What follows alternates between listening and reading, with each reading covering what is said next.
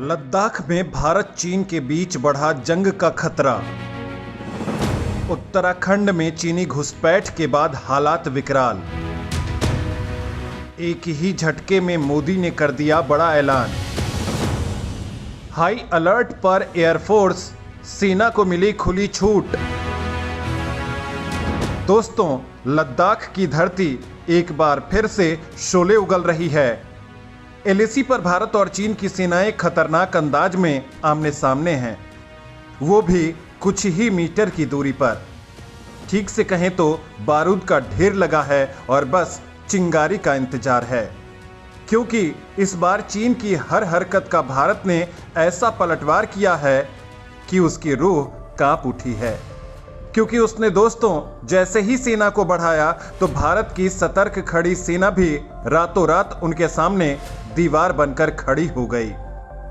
भारत के अंदर 5 किलोमीटर तक दाखिल हुए चीनी फौजियों को भी भारत ने कुत्ते की तरह दौड़ा दिया है।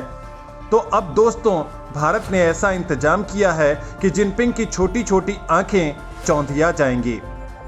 मैं आपको वीडियो में बताने वाला हूं कि मोदी की उस खतरनाक चाल के बारे में जो चीन के होश उड़ाने वाली है। बकायदा भारत ने इस प्लान को एग्जीक्यूट भी कर दिया है, तो इसके साथ ही पाकिस्तान को भी सीमा पर तगड़ा सरप्राइज देने का भी टीम मोदी ने इंतजाम कर दिया है। ये ऐसा इंतजाम है कि जिसकी इमरान खान ने तो कल्पना भी नहीं की होगी, क्योंकि तालिबान में बिजी पाकिस्तान कुछ दिन पहले तक कश्मीर के ख्वाब देखने लगा था, लेकिन उसे तब तगड़ा झटका लगा है जब मोदी की प्लानिंग के चलते अब तालिबान ही उसे दुत्कारने लग गया है। तो दूसरी ओर चीन का परमानेंट ट्रीटमेंट करने की भी प्लानिंग आगे बढ़ चुकी है। दोस्तों, मैं आपको ये तगड़ी प्लानिंग बताने वाला हूं, लिहाजा वीडियो पूरा देखिए और अगर आप भी इस मामले में कुछ जानते हैं तो कमेंट कर जरूर बताइए। भारत ने उत्तराखंड में भी तैनात किए तोप। चीन की छाती पर मंडरा रहे भारत के हेलीकॉप्टर। दोस्तों, लद्दाख के बाद चीनी सैनिकों ने उत्तराखंड में तगड़ी घुसपैठ की है। हालांकि भारतीय सेना के अलर्ट रहने से वो दुम दबाकर भाग गए, लेकिन इस घटना के बाद से भारत ने चीन से लगी सीमा पर सेना का मूवमेंट बढ़ा दिया है। सीमा पर भारतीय सेना न केवल चौकसी बढ़ा रही है, बल्कि चीन के हर खतरे का मुंहतोड़ जवाब देने की भी तैयारी हो चुकी है। मतलब पूरी एलएसी पर सैन्य साजो सामान और हथियार पहुंचा दिए गए हैं। चीन की छाती पर चढ़कर वार करने के लिए भारत ने इस इलाके में अब आधुनिक तोपों को भी पहुंचा दिया है। बड़ी बात यह है कि यह तैनाती उत्तराखंड के उसी बाराहोती बॉर्डर पर की गई है, जहां से केवल 70 किलोमीटर की दूरी पर चीन ने अपना सैन्य ठिकाना बनाया है और वहां से चीनी फौजी लगातार भारत पर गंदी नजर डाल रहे हैं। लेकिन दोस्तों, बाराहोती इलाके में चीनी सैनिकों की घुसपैठ से टीम मोदी तगड़े गुस्से में है और चीनी दुस्साहस के बाद भारतीय सेना अब चीन के दांत तोड़ने का पूरा इंतजाम कर चुकी है। अब यहां चीन सीमा पर सोमवार देर रात से ही हेलीकॉप्टर से नजर रखी जा रही है। यहां आईटीबीपी के जवान हाई अलर्ट पर हैं। बाराहोती वाले इलाके में करीब 100 किलोमीटर का घास का मैदान है। यहां चरवाहे ही नजर आते हैं, लेकिन चीनी सैनिकों की हिमाकत ने तगड़ा तनाव पैदा कर दिया है, वो भी ऐसे समय में जब पूर्वी लद्दाख के कई क्षेत्रों में गतिरोध जारी है। लद्दाख में पिछले साल दोनों देशों के बीच खूनी झड़प हो चुकी है और अब दोस्तों, सेना प्रमुख जनरल नरवणे ने एक बड़ी बात कही है। सेना प्रमुख ने कहा, पूरी तरह तैयार है सेना, चीन हो या पाकिस्तान नहीं छोड़ेगा भारत। दोस्तों, चीन और भारत के बीच तलवारें खिंची हुई हैं और इसी बीच सेना के चीफ जनरल एम नरवणे ने कहा कि भारत का चीन के साथ अभी भी सीमा विवाद जारी है। हम किसी भी दुस्साहस का सामना करने के लिए तैयार हैं, जो कि हमने अतीत में सामना किया है।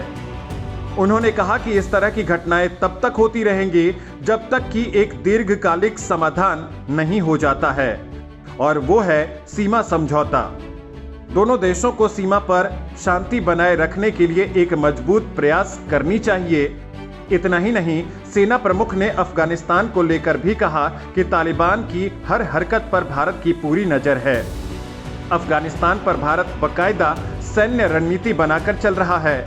15 अगस्त को काबुल तालिबान के हाथों में आ गया था। तब भारत ने 20 सितंबर को कहा था कि अफगानिस्तान की जमीन का इस्तेमाल आतंकवाद को बढ़ावा देने के लिए नहीं होना चाहिए।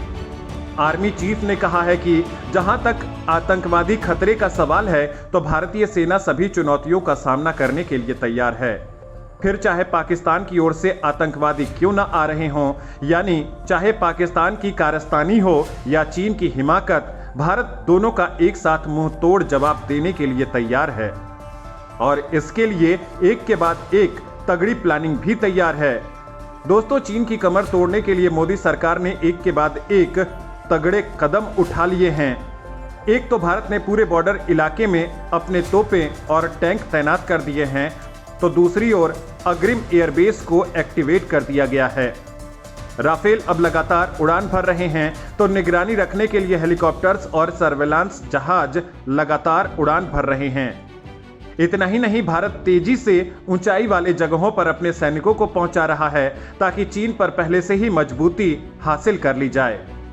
इसके साथ ही हिमाचल प्रदेश के शिमला से भारत चीन सीमा तक ऑल वेदर रोड कनेक्टिविटी तैयार की जा रही है। साथ ही दिल्ली कटरा एक्सप्रेसवे को श्रीनगर लेह राष्ट्रीय राजमार्ग से जोड़ा जा रहा है ताकि पाकिस्तान और चीन बॉर्डर पर तेजी से रोड कनेक्टिविटी बन सके। सड़क परिवहन और राजमार्ग मंत्री नितिन गडकरी इस मामले में तेजी से काम आगे बढ़ा रहे हैं।